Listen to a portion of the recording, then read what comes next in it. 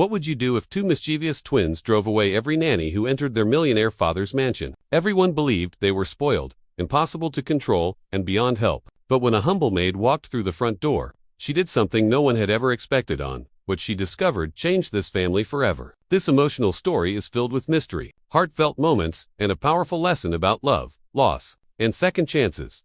Before we begin, don't forget to like this video, share it with your friends, and subscribe to the channel for more inspiring stories. Now, let's get started. The black SUV rolled through the iron gates of the Caldwell estate just after sunrise. Nestled on the outskirts of New York City, the sprawling mansion looked more like a private resort than a family home. Marble fountains sparkled in the morning light, perfectly trimmed hedges lined the driveway, and luxury cars filled the garage. Yet despite all the wealth surrounding it, the house felt strangely empty. Silence echoed through the hallways, broken only by the occasional sound of a slammed door or shattered vase. Ethan Caldwell had built one of the country's largest technology companies before turning 40. Newspapers called him a visionary billionaire. Investors admired his sharp mind, and business magazines featured him on their covers every year. But none of his success had prepared him for raising his 8-year-old twins alone after losing his wife, Emma, to a sudden illness 3 years earlier. Since then, Ethan had buried himself in work, believing that providing every luxury imaginable would somehow make up for the time he couldn't spend with Liam and Lily. Instead, the twins had become impossible to handle. No nanny lasted more than a few days. The first quit after discovering hundreds of toy snakes hidden inside every kitchen cabinet. The second resigned when she found her bedroom filled with alarm clocks set to ring every 5 minutes throughout the night. Another fled after the twins secretly used the home smart speakers to play ghostly whispers whenever she walked through the hallways after dark. Soon, every childcare agency in New York knew the Caldwell twins by name. They're brilliant children, one agency manager had politely told Ethan over the phone. But unfortunately, none of our staff are willing to return. 23 nannies had come and gone in less than 2 years. Each arrived, full of confidence. Each left, exhausted. Some cried. Others simply packed their bags. Without saying goodbye, Ethan had doubled the salary, then tripled it. Money made no difference. One Monday morning, his longtime lawyer handed him a small handwritten note. "You should meet this woman," he said. "She isn't a professional nanny. She's worked at St. Matthew's Community Church for years, helping children from difficult families." Ethan frowned. "I've already hired the best." "Maybe that's the problem," the lawyer replied. "You're looking for qualifications instead of heart." With no other options left, Ethan agreed. That afternoon, a modest city bus stopped a few blocks from the estate. A woman stepped off carrying a worn brown suitcase that looked older than some of the mansion's furniture. She wore a neatly pressed gray dress, comfortable shoes, and a faded blue cardigan. Despite the warm weather, there wasn't a trace of designer fashion about her. Her silver-streaked hair was tied back in a simple bun, and gentle wrinkles framed kind, patient eyes that seemed to notice everything. Her name was Grace Parker. She had spent nearly 30 years cleaning homes, volunteering at shelters, and helping raise children whose parents struggled to care for them. She had never worked for billionaires and had no interest in wealth. To her, every child needed the same thing: someone willing to stay when life became difficult. As Grace approached the mansion, Liam and Lily watched from an upstairs window. "There she is," Lily whispered. "She looks boring," Liam said with a grin. "Perfect." The twins hurried to their secret control room, hidden behind a bookshelf in the upstairs playroom. The room had once belonged to their late mother as an art studio, but they had transformed it into prank headquarters. Security camera screens covered one wall, allowing them to watch nearly every room in the mansion. Shelves overflowed with harmless gadgets, fake insects, remote-controlled toys, hidden speakers, fishing line, washable paint, and dozens of inventions they had built themselves. "What should we do first?" Lily asked excitedly. Liam smiled. "The welcome bucket." They climbed quietly onto the second-floor balcony and balanced a large bucket filled with ice-cold water above the front entrance. One pull of an invisible string would send it crashing onto their newest victim. Moments later, the front door opened. Grace stepped inside with a warm smile. "Good afternoon," she greeted politely. The twins pulled the string. The bucket tipped. Water rushed downward. But just before it fell, Grace paused to wipe her shoes carefully on the welcome mat. The bucket crashed harmlessly onto the marble floor, inches behind her, sending water splashing across the hallway instead of soaking her. Liam blinked. "How did she do that?" "I don't know." Grace simply looked at the overturned bucket, picked it up, and smiled softly.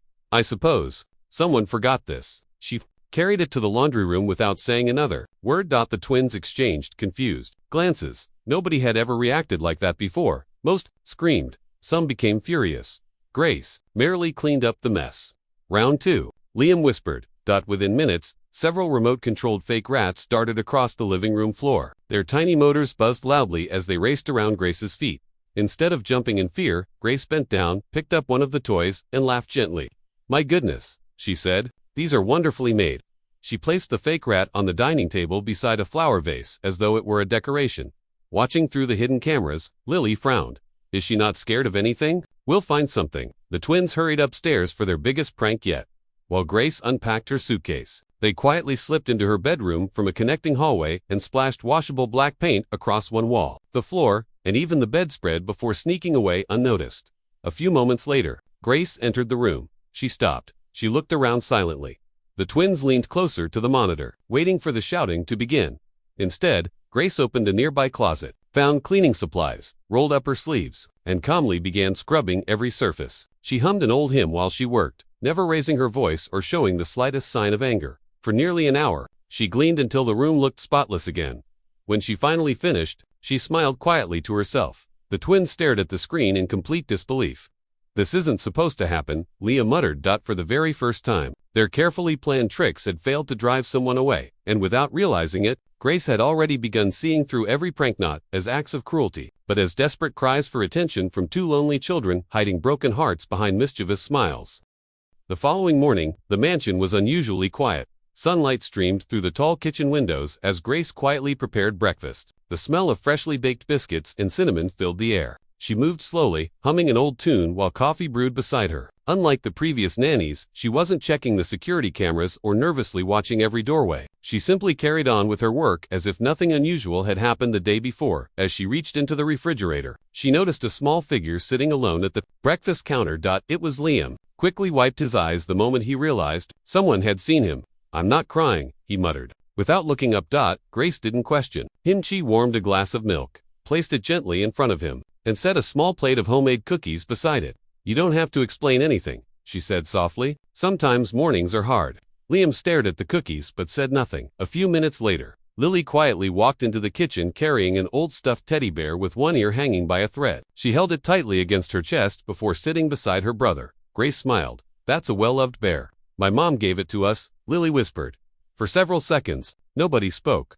Grace suddenly understood something every other nanny had completely missed. The children weren't acting out because they were spoiled. They were hurting. As the morning continued, Grace noticed another pattern. Every time Ethan's car disappeared through the front gate, Liam and Lily became restless. Their smiles disappeared, their voices grew louder, and within minutes they began planning another prank. The trouble always started after their father left. Not before. When Ethan kissed the twins goodbye and drove away for another long day at the office, Grace watched the children's faces carefully. They stood by the window until his car vanished. Neither of them waved, neither of them smiled. Instead of giving them chores or threatening punishment, Grace surprised them. "I need 2 assistants today." Liam crossed his arms. "We're not helping." Grace nodded as though she expected that answer. "That's okay." She began mixing pancake batter by herself. A few moments later, she purposely struggled to reach a heavy bag of flour on the highest shelf. Without thinking, Lily stepped forward. "I'll get it." Grace smiled but said nothing. Soon Liam wandered over as well. "I know how to crack eggs." Within minutes all three were working together. The kitchen became complete chaos. Flour floated through the air like snow. Eggshells landed in the batter. One pancake came out completely black after Liam forgot it on the stove. Lily accidentally knocked over an entire bowl of blueberries, sending them rolling across the marble floor. Instead of getting angry, Grace burst into laughter. "I think we've invented a brand new recipe." The twins couldn't help laughing too. It was the first genuine laugh either of them had shared in a long time. By lunchtime, the beautiful billionaire kitchen looked as though a tornado had passed through it. Pots covered every counter. Sticky syrup dripped onto the floor. Flour coated everyone's clothes from head to toe. The children suddenly stopped laughing, remembered what usually happened whenever something expensive got damaged. Adults yelled. Adults blamed them. Adults packed their bags. Grace simply handed each of them a cleaning towel. "If we make a mess," she said kindly, "we clean it together. No shouting. No lectures. Just teamwork." That evening Ethan returned home earlier than usual after canceling an important business meeting. As he stepped into the kitchen, he froze. His spotless mansion looked like a bakery explosion. Flour covered the countertops. Blueberries rolled beneath the dining table. The sink overflowed with dirty bowls. For a brief moment, Ethan assumed the new maid had failed, just like all the others. Before he could speak, Liam stepped forward. "Dad," Ethan looked at his son. "It wasn't Miss Grace's fault." Lily joined him. "We made the mess." Ethan blinked in surprise. His twins had never admitted responsibility before, not once. Grace quietly continued washing dishes without interrupting. Over the next several weeks, something remarkable began to change. Grace never rewarded bad behavior, but she never humiliated the children either. When they argued, she listened before speaking. When they broke something, she taught them how to fix it. Every evening she read stories before bed, changing her voice for every character until the twins laughed themselves to sleep. She attended their school art show. When Ethan was trapped in meetings, she cheered louder than anyone during Liam's soccer practice. Every morning, she slipped handwritten notes into their lunchboxes. One read, "You are braver than you know." Another simply said, "Someone believes in you." Slowly, the elaborate pranks disappeared. The hidden speakers stayed silent. The fake spiders remained in their boxers. The secret prank room gathered dust. One rainy evening, Ethan arrived home unexpectedly early. As he walked down the upstairs hallway, he heard quiet voices coming from the library. He stopped before opening the door. Inside, Liam and Lily sat beside Grace on the old leather sofa. Liam stared at the fireplace before speaking. "We scared everyone away, on purpose." Grace gently nodded. "I know." Lily looked down at the teddy bear in her lap. "If they stayed too long, we'd love them." Liam finished quietly, "And then they'd leave like Mom did." Grace wrapped both children in a warm embrace. "My sweethearts," she whispered, "your mother didn't choose to leave you. She loved you every single day of her life." Tears filled the twins' eyes. "You don't have to push people away to protect your hearts," Grace continued. "Real love doesn't disappear because you're afraid." Standing unseen outside the library door, Ethan felt tears rolling down his own face. For years he had believed his children were simply spoiled and impossible to manage. Only now did he finally understand. Every prank had been a shield.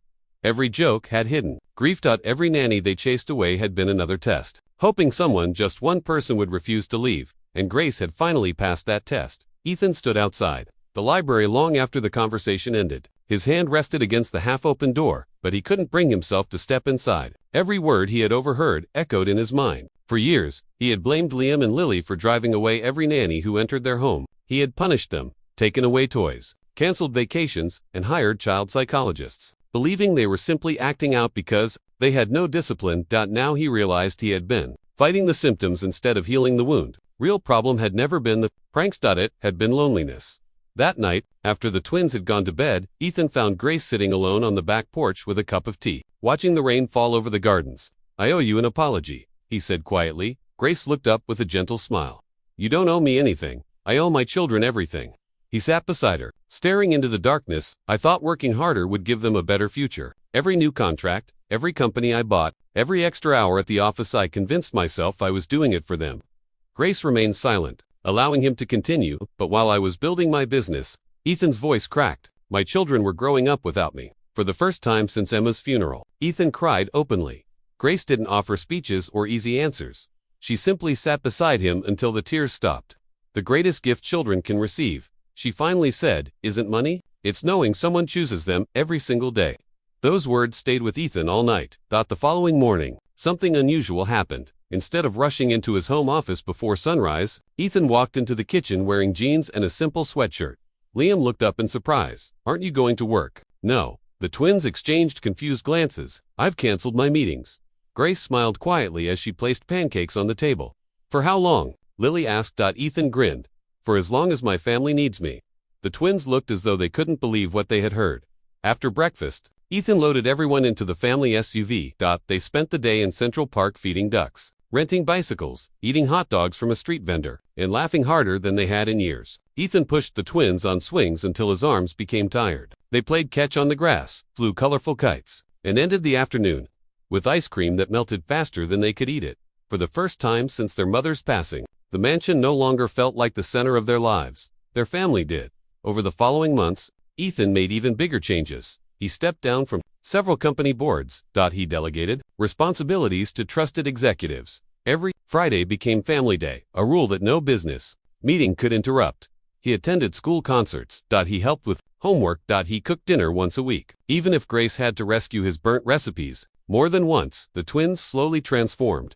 Teachers who once complained about their behavior now praised their kindness. Liam defended a new student who was being bullied at school. Lily organized a fundraiser for the children's hospital where her mother had received treatment. The same children who once delighted in making adults Miserable had become thoughtful, compassionate, and confident. News of the remarkable change spread beyond the Caldwell family. One afternoon, the director of the nanny agency that had blacklisted the twins called Ethan. "We heard your children are doing wonderfully," she said.